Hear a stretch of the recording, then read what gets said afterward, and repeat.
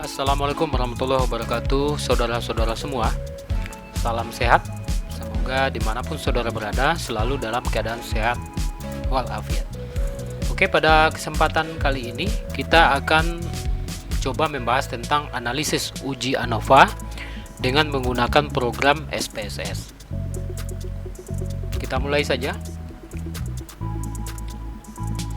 Pertama kali perlu kita ketahui bahwa jika kita ingin menganalisa data besar dari dua kelompok, sangat tidak dianjurkan menggunakan uji T. Untuk mengatasi masalah tersebut, maka uji statistik yang dianjurkan atau uji yang paling tepat di sini yang kita lakukan adalah uji ANOVA atau uji F. Karena di sini untuk menganalisa data lebih dari dua data.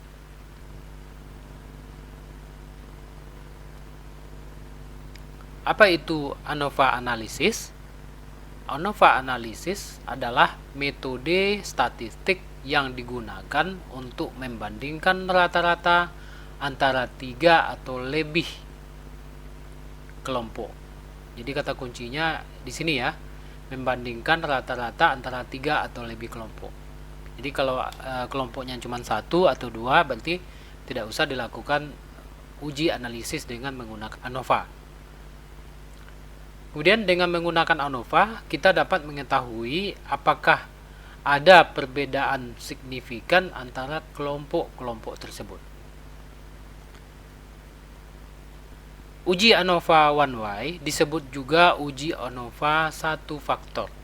Nah, jadi kalau saudara ada membaca buku atau referensi lain, uji ANOVA one way itu sama juga dengan uji ANOVA satu faktor.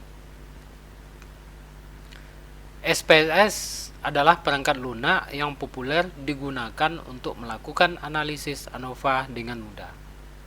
Dalam presentasi ini kita akan membahas langkah-langkah dasar dan trik praktis untuk melakukan ANOVA analisis dengan menggunakan SPSS. Oke, saudara semua, kenapa ANOVA analisis penting? Karena yang pertama, ANOVA analisis itu membantu kita memahami apakah perbedaan antara kelompok-kelompok yang kita amati adalah hasil kebetulan atau benar-benar signifikan.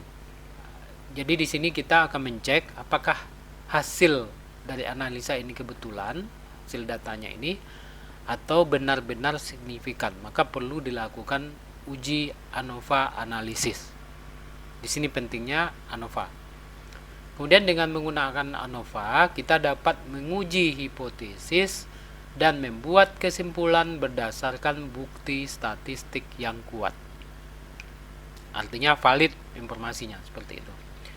Jadi ANOVA juga sangat berguna dalam berbagai bidang, mulai dari ilmu sosial hingga ilmu alam. Jadi sangat membantu dari segi penelitian terutama ya.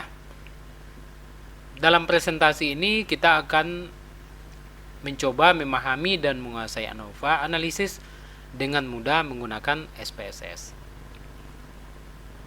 Oke, saudara semua, beberapa asumsi atau persyaratan yang harus dipenuhi pada uji ANOVA. Jadi sebelum kita melakukan uji ANOVA, ada beberapa persyaratan yang harus kita penuhi. Di sini yang pertama adalah variannya harus homogen, harus sejenis variannya, jenisnya. Kemudian yang kedua, sampel atau kelompoknya harus independen. Nah, nanti kita contohkan seperti apa. Sampel kelompoknya itu harus independen. Kemudian data berdistribusi normal. Datanya itu harus berdistribusi normal, jadi perlu dilakukan uji normalitas. Nanti kita coba praktekkan di sini. Kemudian jenis data yang dihubungkan adalah data numerik dengan kategori besar dari dua kelompok. Jadi kalau datanya besar dari dua kelompok, maka bisa memenuhi syarat untuk dilakukan uji ANOVA. Tapi kalau kurang dari dua kelompok atau dua kelompok ke bawah, itu nggak bisa. Tapi kalau besar dari dua kelompok, itu bisa kita lakukan uji ANOVA. Kemudian variabel faktornya bersifat non-metrik atau data kategorikal atau bukan berupa data angka. Jadi variabel faktornya itu adalah bersifat non metrik, bukan berupa data angka di variabel faktornya. Di sini akan kita lihat saudara semua langkah-langkah kita melakukan uji ANOVA. Yang pertama sekali yang perlu kita siapkan itu adalah pastikan data Anda itu terorganisir dengan baik. Yang pertama sekali kita siapkan datanya terlebih dahulu, kemudian data tersebut harus terorganisir dengan baik. Dengan setiap kelompok yang ingin Anda bandingkan terpisah. Jika datanya sudah ada dan sudah terorganisir, maka perlu kita pastikan data itu memenuhi asumsi-asumsi ANOVA. Seperti yang disampaikan tadi bahwa datanya itu harus independen, harus berdistribusi normal, kemudian data itu harus besar dari 2 kelompok. Kemudian contoh data untuk analisis ANOVA. Misalnya ini ada kasus. Kasusnya adalah seorang peneliti ingin membandingkan antara berat badan bayi baru lahir atau BBLR dengan pendidikan ibu bayi tersebut. Jadi kalau untuk pendidikan atau faktornya ini, variabel faktornya itu ada 4 kriterianya. Ada SD, SMP, SMA, dan perguruan tinggi. Yang akan diteliti di sini adalah berapa rata-rata berat badan bayi dengan keempat tingkat pendidikan ibu tersebut. Jadi berdasarkan tingkat pendidikan ibu tersebut, berapa rata-rata berat badan bayi. Yang kedua, apakah terdapat perbedaan rata-rata dalam berat badan bayi dengan keempat tingkat pendidikan ibu tersebut. Kemudian rata-rata berat badan bayi dengan keempat pendidikan ibu di mana saja. Maksudnya di sini rata-rata berat badan bayi dengan keempat pendidikan ibu tadi mana saja yang sama.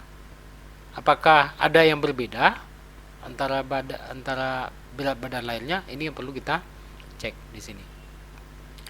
Ini sudah kita siapkan datanya, saudara-saudara semua, untuk kasus uji ANOVA di sini. Untuk variabelnya ada pendidikan, kemudian ada berat badan bayi. Untuk pendidikan ini ada kategorinya atau kriterianya. 1 itu adalah SD pendidikannya, 2 itu adalah SMP pendidikannya, 3 itu adalah SMA pendidikannya, dan yang keempat perguruan tinggi. Seperti biasa, langkah yang akan kita lakukan untuk uji ANOVA adalah yang pertama kita lakukan uji normalitas dulu untuk menentukan apakah dia datanya berdistribusi normal atau tidak. Kemudian kita lakukan uji homogenitas, apakah datanya sejenis atau tidak. Yang ketiga, perlu kita lakukan uji ANOVA. Jika yang 2 ini memenuhi syarat, uji normalitas sama uji homogenitas, maka sudah bisa kita lakukan uji ANOVA. Kemudian dasar pengambilan keputusan untuk uji normalitas di sini. Yang pertama, jika nilai signya besar dari 0,05, maka data berdistribusi normal. Jadi kalau besar dia dari 0,05 signya, maka dia berdistribusi normal. Sebaliknya, jika datanya sig kurang dari 0,05, maka data berdistribusi tidak normal. Jadi ini kata kuncinya saudara semua.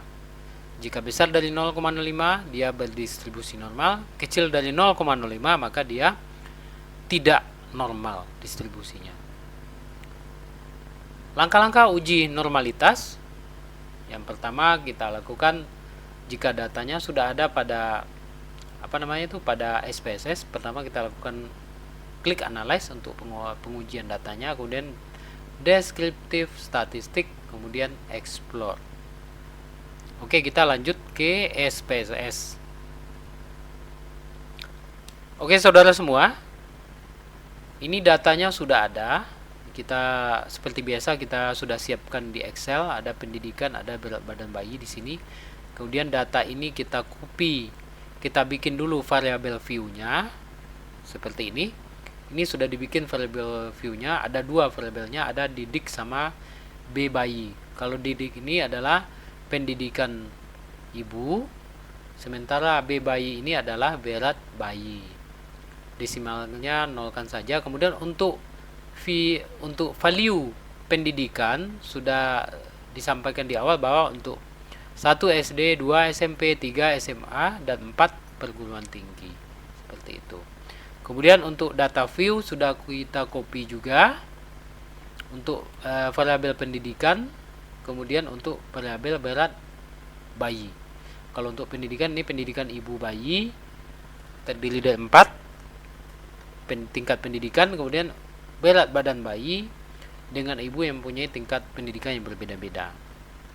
Oke, kita lakukan uji normalitas terlebih dahulu sebagai syarat untuk bisa dilakukan uji ANOVA. Seperti di awal kita sampaikan, kita klik analyze, kemudian kita pilih descriptive statistik, kemudian kita pilih explore. Ini tampilan di SPSS, nanti kita coba praktekkan juga. Kemudian di sini untuk berat badan bayi kita pindahkan ke dependent list. Berat badan bayi kita pindahkan ke dependent list. Sementara pendidikan ibu kita pindahkan ke factor list. Seperti itu. Setelah kita pindahkan, kemudian ini adalah tampilan setelah kita pindahkan berat badan bayi pada dependent list. Kemudian faktornya itu adalah pendidikan ibu. Setelah ini selesai, kita klik plot yang ini. Kemudian di sini kita pilih, kita checklist di sini normality plot with test. Kemudian kita klik continue, kemudian kita klik OK. Kita coba di aplikasi SPSS. Kita klik analyze, kemudian descriptive statistic, kemudian explore. Kemudian berat bayi kita pindahkan ke dependent list, pendidikan ibu kita pindahkan ke factor list. Kemudian kita klik plot, kita pilih checklist di sini normality plot with test, kemudian kita klik continue, kemudian kita klik OK. Apa hasilnya? Kita tunggu. Ini adalah hasil pengolahan data untuk uji normalitas. Ini saudara bisa kita lihat untuk datanya berat bayi untuk pendidikan ibu SD ini ada 8 orang, pendidikan ibu SMP ada 8 orang, SMA ada 7 orang, dan perguruan tinggi ada 7 orang. Datanya lengkap, valid semua. 100% ini artinya datanya valid semua. Kemudian ini adalah deskriptifnya, di sini adalah keterangan dari tiap-tiap tingkat pendidikan ibu dengan berat bayi. Seperti itu, bisa saudara lihat semua. Ada min-nya, ada confidence intervalnya. Kemudian yang terpenting di sini adalah test of normality. Jadi ini yang kita lihat. Jadi ini yang kita lihat untuk uji normalitas saudara semua, test of normality. Kita kembali ke PPT-nya. Ini adalah hasil pengolahan data dari berat badan bayi dengan tingkat pendidikan ibu. Di sini kita lihat bahwa SIG-nya itu adalah untuk SD 0,844, besar dari 0,05. Kemudian SMP 0,14, itu besar juga dari 0,05. SMA 3,36, juga besar dari 0,05. Kemudian perguruan tinggi 0,875, 0,873, besar dari 0,05. Di sini sesuai dengan apa yang disampaikan tadi, jika nilai SIG itu besar dari 0,05, maka data berdistribusi normal.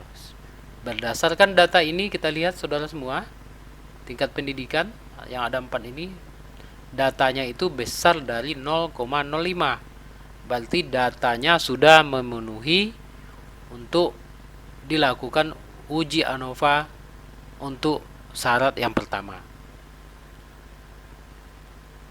Ini jika datanya kurang dari 0,05, maka dia datanya berdistribusi tetapi tidak normal datanya. Seperti itu.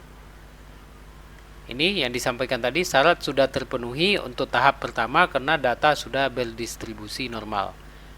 Signya itu besar dari 0,05. Oke saudara semua, langkah kedua yaitu kita menjalankan ANOVA analisis di SPSS. Langkah-langkahnya seperti data yang perlu kita siapkan. Kemudian ini adalah langkah-langkahnya, klik analyze, kemudian klik compare min, kemudian one way ANOVA. Seperti itu. Ini adalah tampilannya di lembar kerja SPSS, analyze, compare min, kemudian one way ANOVA. Untuk pendidikan ibu seperti biasa kita pindahkan kepada faktor. Pendidikan ibu ini kita pindahkan ke sini. Berat bayi kita pindahkan ke dependent list. Kemudian ini adalah tampilan jika sudah datanya semua dipindahkan. Kemudian kita klik continue.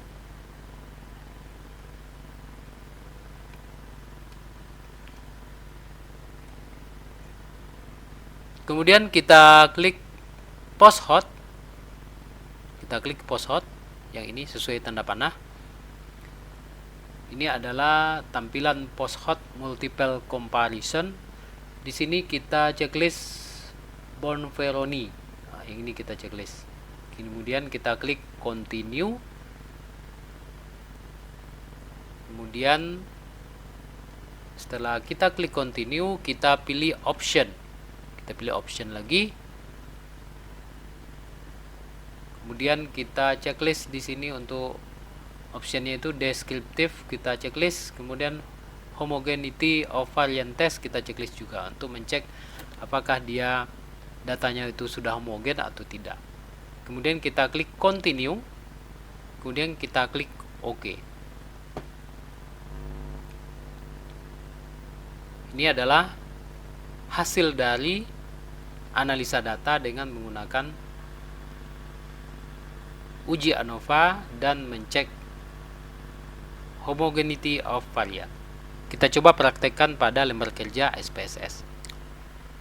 Oke saudara-saudara semua, kita coba praktekkan yang tadi. Kita klik analyze, kemudian kita pilih compare min, kemudian kita pilih one way ANOVA. Di sini untuk dependent list kita pindahkan ke sini, ke faktor. Berat badan bayi kita pindahkan ke dependent list. Kemudian kita klik post hot. Di sini kita pilih Bonferroni. Kemudian kita continue. Kemudian kita klik option. Kita pilih descriptive. Kita pilih homogeneity of variant test. Kemudian kita continue lagi. Kemudian kita OK kan. Ini adalah hasil dari analisa data uji ANOVA dengan mencek juga tes homogeneity of variannya.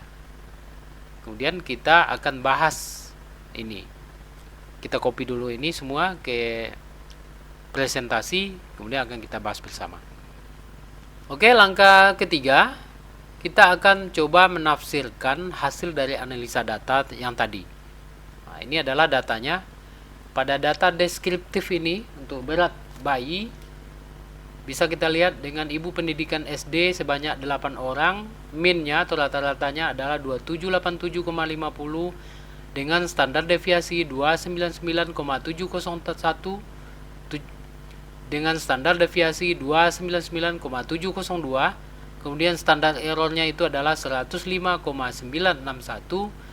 lower bound data terendah di sini adalah 2536,94 dan upper bound data tertingginya adalah 3038,06. Data minimum untuk berat badan bayi adalah 2400 dan data maksimum untuk berat badan bayi dengan tingkat pendidikan SD adalah 3300. Begitu seterusnya. Untuk SMP juga seperti itu, SMA juga seperti itu cara membacanya, dan perguruan tinggi juga seperti itu. Ini ada datanya. Di sini bisa kita lihat saudara semua, min yang paling tinggi atau rata-rata yang paling tinggi di sini adalah perguruan tinggi, yaitu 3371,43 dengan standar deviation yang paling tinggi di sini adalah SMA 476,095. Kemudian di sini bisa kita lihat data yang paling rendah itu adalah 2400 dan data yang paling tinggi adalah 3800 di sini. Oke, kita coba bahas satu-satu. Kemudian ini adalah post hot test untuk multiple comparison. Nah, ini kita bisa lihat saudara-saudara semua. Untuk SD signya perlu kita perhatikan. Di sini signya 1. Di sini untuk SMA 0,082, untuk perguruan tinggi 0,034. Kita bahas satu-satu. Di sini kita akan menginterpretasikan datanya. Yang pertama kita akan melihat perbedaan rata-rata berat badan bayi dibandingkan dengan tingkat pendidikan ibu tersebut. Ini adalah data yang pertama yang kita copy tadi, hasil analisa data. Kemudian akan kita presentasikan. Berdasarkan hasil output deskriptif, kita dapat melihat perbedaan rata-rata berat badan bayi dari keempat tingkat pendidikan ibu sebagai berikut.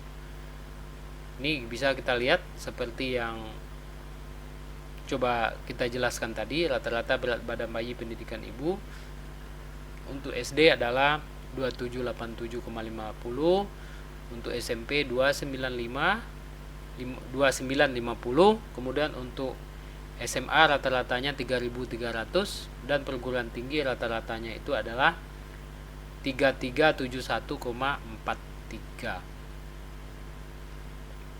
Kemudian ini untuk interpretasi data. Dengan demikian, maka secara deskriptif dapat disimpulkan bahwa rata-rata berat badan bayi tertinggi adalah dengan pendidikan ibu perguruan tinggi sebesar 3371,43. Jadi yang ini. Jadi kesimpulannya yang ini. Rata-rata berat badan bayi tertinggi adalah pendidikan ibu dengan perguruan tinggi. Dengan pendidikannya perguruan tinggi dengan besarnya rata-ratanya adalah 3371,43. Ini yang pertama untuk interpretasi data. Kemudian yang kedua, kita akan menguji kesamaan varian atau uji homogenitas. Test of homogeneity of variant. Jadi sebelumnya ada yang bertanya, ini data-data ini dari mana Pak? Seperti itu. Data-data ini sumbernya adalah dari hasil pengolahan data yang tadi. Dari data ini adalah sumber data yang tadi. Ini adalah yang homogeneity. Ini yang pertama kita bahas tadi. Dengan perguruan tinggi yang tertinggi untuk rata-ratanya 3371,43. Ini adalah homogeneity-nya yang kita bahas. Nanti kita juga akan lanjut ke membahas tentang berat bayinya dengan ANOVA, Kemudian kita juga akan bahas tentang post hot test. Kita lanjut. Ini adalah tes homogeneity of variant. Di sini bisa kita lihat bahwa signya itu adalah 0,326 untuk test of homogeneity of variant. Sesuai dengan aturan, berdasarkan hasil analisa data tes homogenitas varian, diperoleh nilai signifikan sebesar 0,326. Kemudian, karena nilai signifikan 0,326 ini besar dari 0,05, maka dapat disimpulkan bahwa varian berat badan bayi dengan keempat kelompok pendidikan ibu yang kita bandingkan adalah sama atau homogen. Nah, jadi kalau dia besar dari v-value 0,05, maka dia datanya itu adalah sama atau homogen. Sehingga untuk data ini memenuhi syarat homogenitas dalam uji ANOVA yang sudah terpenuhi. Jadi sudah dua terpenuhi. Pertama, untuk uji normalitas sudah terpenuhi. Yang kedua, kita lakukan uji homogeneity, itu juga sudah terpenuhi karena signya itu besar dari 0,05. Tapi jika signya itu kecil dari 0,05, maka datanya tidak sama atau tidak homogen, seperti itu. Kemudian saudara-saudara semua, kita akan menguji apakah keempat tingkat pendidikan ibu dan berat badan bayi mempunyai rata-rata yang sama atau berbeda. Apakah keempat tingkat pendidikan ibu dan berat badan bayi itu mempunyai rata-rata yang sama atau berbeda? Di sini kita lakukan uji ANOVA-nya. Ini untuk uji ANOVA. Di sini bisa kita lihat saudara-saudara semua bahwa signya itu adalah 0,015. Kemudian F-nya 4,167. Dasar pengambilan keputusan dalam analisis ANOVA di sini, yang pertama, jika nilai signifikannya atau signya itu besar dari 0,05, maka rata-ratanya sama. Jadi jika nilai signifikannya besar dari 0,05, maka rata-ratanya sama. Kemudian yang kedua, jika nilai signifikan atau signya itu kurang dari 0,05, maka rata-ratanya berbeda. Dasarnya dari ini ya, kita perhatikan ini. Apakah signya ini besar atau kecil dari 0,05. Kemudian berdasarkan uji ANOVA di atas, yang ini, maka diketahui nilai sig sebesar 0,015. Yang ini kurang dari 0,05. Kalau 0,015 ini sama dengan 15/1000. Sedangkan 0,05 ini sama dengan 5/100. Jadi 0,015 ini kecil dari 0,05. Sehingga dapat disimpulkan bahwa rata-rata berat badan bayi dan keempat tingkat pendidikan ibu itu berbeda secara signifikan. Itu saudara-saudara semua. Jadi sudah dapat kita simpulkan ya bahwa rata-rata berat badan bayi dan keempat tingkat pendidikan ibu berbeda secara signifikan. Kemudian kita lanjut mencari kelompok pendidikan mana saja yang rata-rata berat badan bayinya yang berhubungan signifikan dan yang tidak berhubungan signifikan. Ini kita lihat pada hasil analisa pada post hoc test, saudara-saudara semua. Di sini adalah tampilan hasil analisanya. Post hoc test multiple comparison dengan dependent variable berat bayi dengan metodenya Bonferroni, seperti itu. Perhatikan tanda panah merah. Di sini kita lihat untuk mengetahui kelompok signifikan dan tidak dapat terlihat dari kolom signifikan. Jadi untuk mengetahui kelompok yang signifikan dan tidak, nah itu. Untuk mengetahui kelompok yang signifikan dan tidak signifikan dapat terlihat dari kolom signifikan apakah besar atau kecil dari 0,05. Jadi kalau dia itu kecil dari 0,05 berarti dia datanya signifikan atau berhubungan. Tapi jika datanya itu besar dari 0,05 maka datanya tidak berhubungan. Kita lihat di sini kelompok data yang signifikan di sini adalah SD dan perguruan tinggi. Kita perhatikan kalau SD dan SMP kita lihat signya 1, berarti dia besar dari 0,05. Kalau dia besar dari 0,05 berarti datanya itu tidak signifikan. Tetapi kalau datanya itu kecil dari 0,05, berarti datanya itu ada hubungan atau signifikan, seperti itu. SMA juga bisa kita lihat untuk pendidikan SMA 0,082, berarti ini besar dari 0,05, berarti dia datanya juga tidak signifikan. Sementara SD dengan perguruan tinggi itu signifikannya itu adalah 0,034. 0,034 artinya datanya kecil dari 0,05.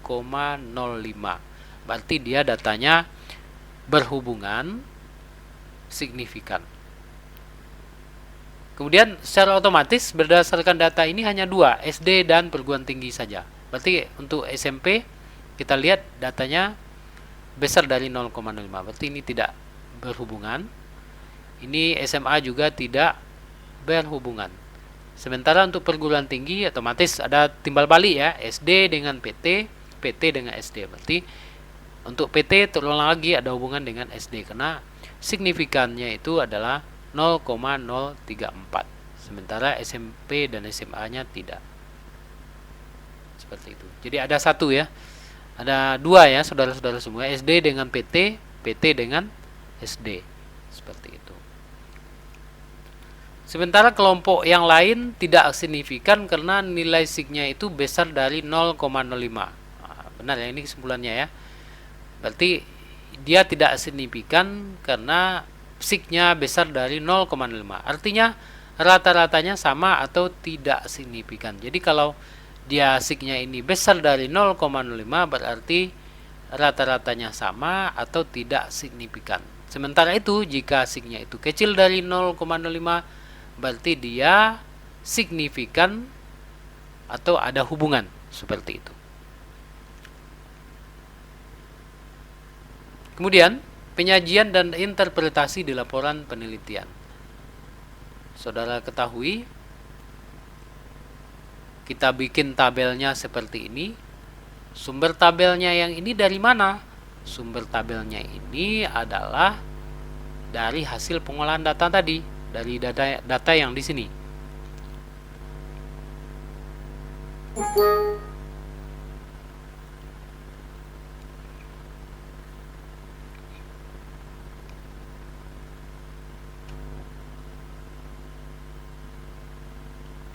Ini adalah sumber tabel untuk interpretasi data tadi. Di sini tingkat pendidikan, kemudian min. Jadi ini kita bikin tabelnya.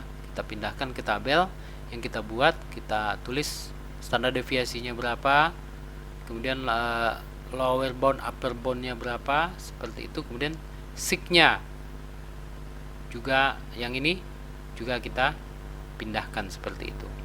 Oke, kita lanjut yang tadi.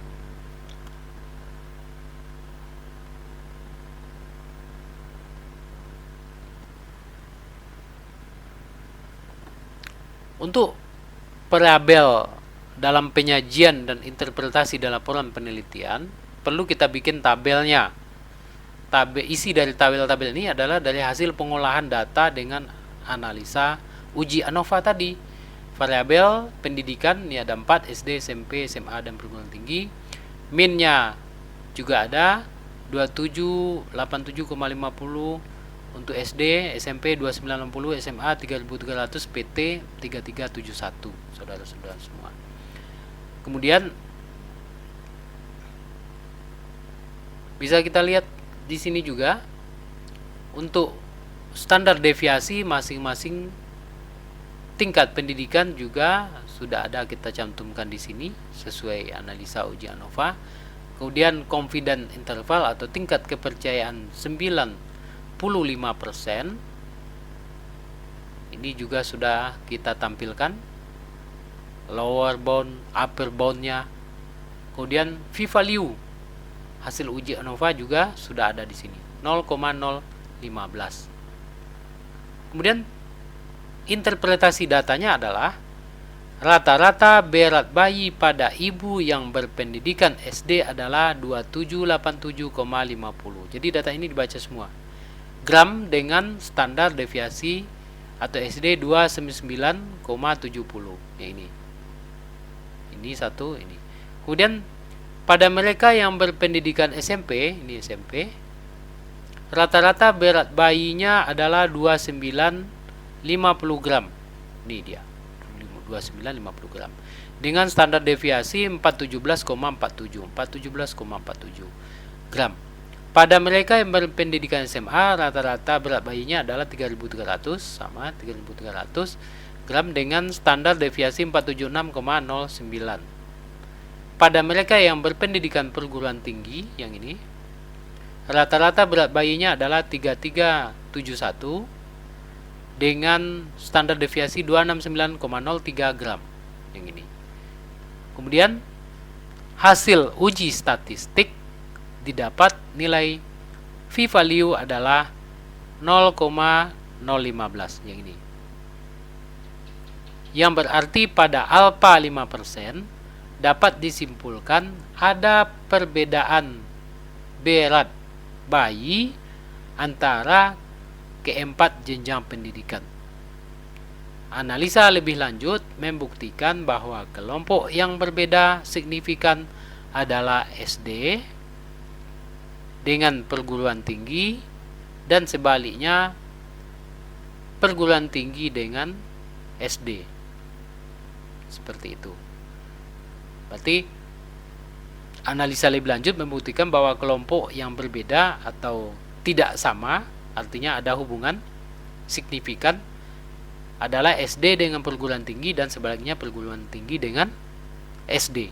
SD ini adalah sekolah dasar. Ya. Tapi kalau SD di sini adalah standar deviasi.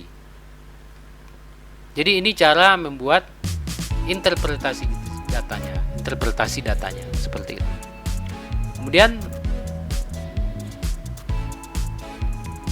kesimpulan yang bisa kita ambil dari materi kita hari ini bahwa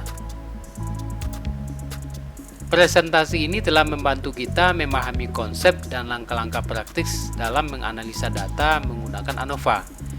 Ingat selalu mempersiapkan data dengan baik, menjalankan analisa di SPSS dan menafsirkan hasil dengan hati-hati.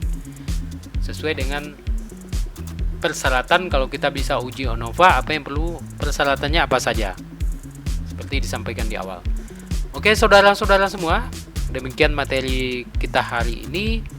Semoga bermanfaat. Assalamualaikum warahmatullahi wabarakatuh.